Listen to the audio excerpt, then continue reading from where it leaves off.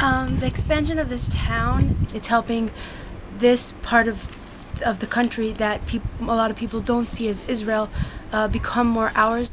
We're not asking for this whole big space that most of the Arabs do. We want this small country, and people are not letting us have that small country, and they're fighting over every piece of land. We want one place for Jews.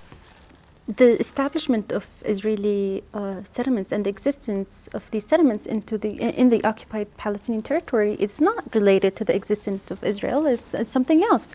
And this argument that Palestinians can move to other Arab countries just doesn't make sense. Palestine is not Jordan. Palestine is not the rest of the Arab countries. We don't disturb anybody. We want to live our peaceful, quiet life in our vacant land. These are not peaceful settlers who are looking to peacefully live in these Israeli settlements. But on the contrary, we have documented over the year a vast majority of violations. Israel refuses to invoke its not even military law, but its domestic criminal law that applies to these Israeli settlers, and to punish them or to hold them accountable when it comes to for them committing crimes against Palestinians.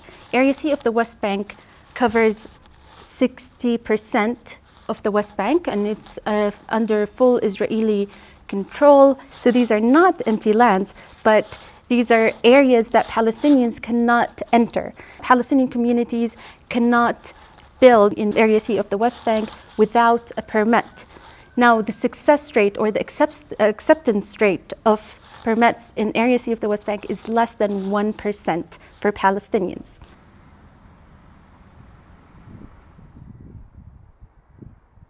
Everybody can live here, not just the Jewish people, the French, everyone who wants to live here. Also, I think it is going to go to bring the peace. You give opportunity to everybody, not just to the Jewish people. It's not a matter of living peacefully. It's a matter of whether Palestinians can even enter these settlements or not. The privileges of Israeli settlers are not going to be enjoyed by fellow Palestinians living in East Jerusalem. I'm not sure if even Israeli settlers would like that. In my eyes, the more you will try to make them content, more angry they'll be. As an occupying power, Israeli government cannot deport or transfer its own civilian population into this land. It's illegal under the provisions of the Fourth Geneva Convention. It's considered a war crime under the Rome Statute of the International Criminal Court.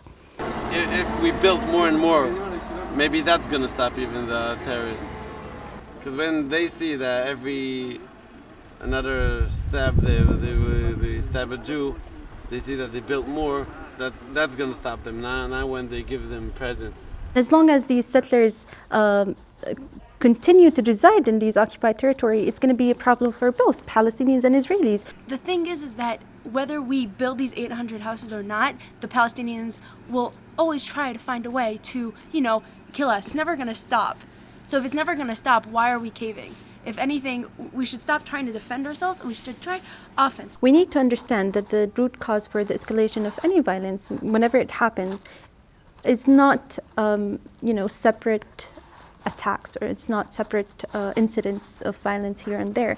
The root cause is Israel's colonial regime that is manifested through the settlement expansion, as well as the climate of impunity of relating to the activities of these settlers, as well as the thriving on the natural resources of the Palestinian communities.